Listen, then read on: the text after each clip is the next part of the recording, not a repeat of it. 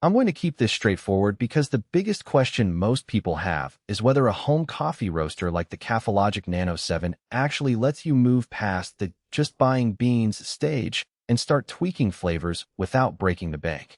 Link is in the description if you want to check the product details on Amazon. I've spent a few weeks watching videos, reading the technical write-ups that the brand publishes, and talking to a couple of hobby roasters who already own a Nano7. So I think I can give you a balanced sense of what it does in a real kitchen and where the compromises lie. First off, the hesitation most buyers feel isn't about the machine's price, though it's certainly not cheap, but about the learning curve. Roasting coffee at home is a lot like cooking a dish where temperature, airflow, and timing all interact in ways you can't fully predict until you try it yourself. The Nano7 is marketed as a professional sample roaster, which basically means it's built for small batches around 100 grams per run, so you can experiment without wasting a lot of beans. If you're the type who likes to taste the difference between a light city roast and a medium French roast in the same week, that batch size is actually a strength. You get enough coffee to brew a couple of cups, enough to evaluate the flavor, and you're not stuck with a full kilogram that will sit stale for days. The machine's control panel is intentionally minimal. You dial in a target temperature, set a roast duration, and watch a simple digital readout. There's no fancy curve drawing interface, which can feel both refreshing and limiting. For someone who wants to jump straight into tweaking the bean profile, the Nano7 forces you to learn the basics first: what a 190C roast looks like versus a 210C roast, how the bean color changes over time, and how the crack sounds at different stages. In practice, I found that the audible first crack is still audible through a typical kitchen door, which is a good sign that the unit's heat transfer is active and responsive, but it also means you'll want to keep the door closed if you're roasting early in the morning and don't want to wake the house. One practical strength that comes up repeatedly is the consistency you can achieve once you dial in a profile.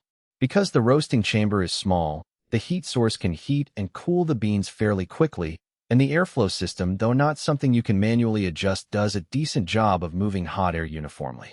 I ran the same batch 3 times with the same temperature and time settings, and the color and aroma were remarkably repeatable. That repeatability is where the professional label has some merit. You can start building a library of roast profiles that you trust, and that's valuable if you're experimenting with beans from different origins. On the flip side, the same small chamber that gives you quick heat response also limits how many beans you can roast at once. If you're someone who likes to brew a pot of coffee for a small office every morning, you'll need to run the machine several times a day or accept a smaller yield per batch. That adds up in terms of time and a bit of extra cleaning. The cleaning routine for the Nano7 isn't overly complex. You empty the chaff tray, wipe the interior with a dry cloth, and the occasional brush out of the exhaust fan. But because you're working with a tiny volume, any leftover chaff can affect the next roast if you don't clear it out fully. So the practical weakness here is the maintenance cadence. It's more frequent than what you'd have with a larger, slower roaster that only runs once a week. Another point worth mentioning is noise. The exhaust fan is constantly humming during a roast, and while it's not a household-shaking roar, it's noticeable. In a quiet apartment, it can be a mild annoyance, especially if you're trying to listen for that subtle first crack. If you live in a shared space, you might want to schedule your roast for times when you won't be disturbing roommates or neighbors. Now, who should consider buying the Nano7? If you're a coffee enthusiast who already feels limited by buying pre-roasted beans and wants to start understanding how roast level influences acidity, body, and flavor notes, this is a solid entry point. It's also a good fit for small-scale entrepreneurs who need a reliable sample roaster to test a new bean before committing to a larger batch for a CAF.